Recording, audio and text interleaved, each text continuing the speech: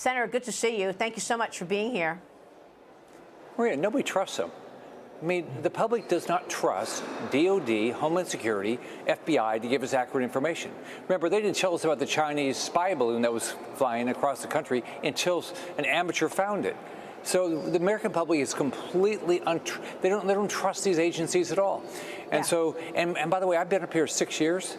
And I'm a business guy. If somebody came in and didn't give me information in my company, I would fire them. The federal government does it every day to U.S. senators. They come in, they say stuff, and you know is pure BS, or they omit the information. So the American public has completely lost trust. Well, so we have no idea what's going on. I mean, how do you operate in an environment where you can't even trust the people in the administration and the government agencies to tell you the truth? That's why you wrote on X.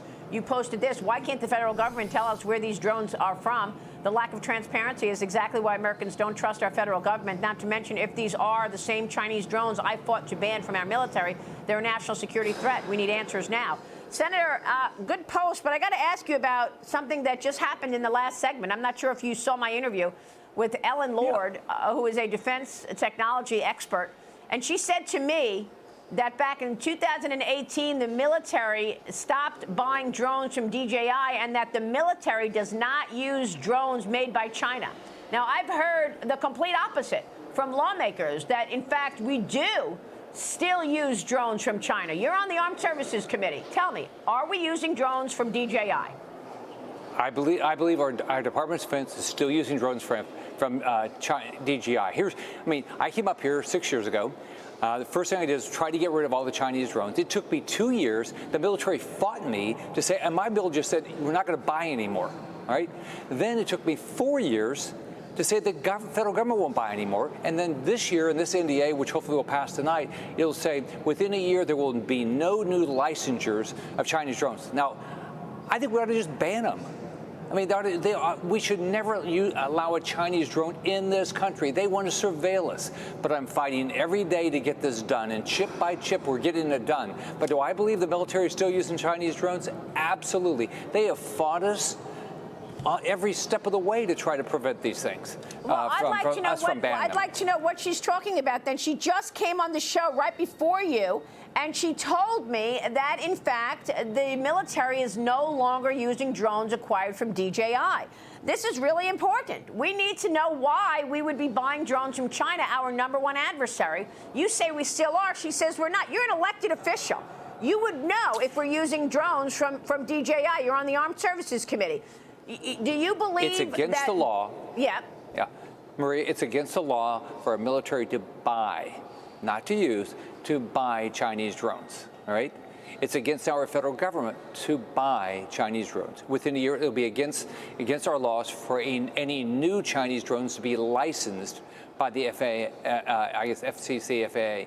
So that's what the law is now. Do I believe the federal government is still using Chinese drones? Absolutely. They haven't just gotten rid of them. So I don't get it. This stuff is easy. Like, why are we buying Chinese drugs for our military? Why are we relying on China for anything? Why would an American citizen buy anything made in China, but especially our military? It doesn't make any sense to me. It's a fight every day. That's the question that I asked. That's exactly what I've been asking. And she said in my last segment, we don't. So you say we still do. And you also say that there are drones that are still embedded in our infrastructure that are made from DJI. So we're still using them, even if we're not buying new ones. Yeah. So it's against the law for them to buy new ones. But do I believe they're still doing it? Absolutely. But I don't get why. It's our adversary. They've decided they want to destroy our way of life. The Chinese government is despicable. There's nothing good about it. This question needs to be answered.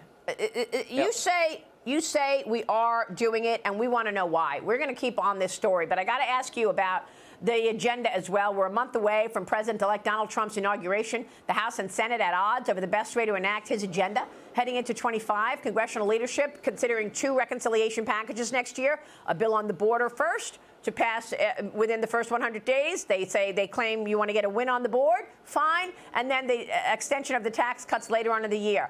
A lot of people are against this. You heard what Newt Gingrich said. If you blow this, you're going to miss, and you are going to affect your midterm elections.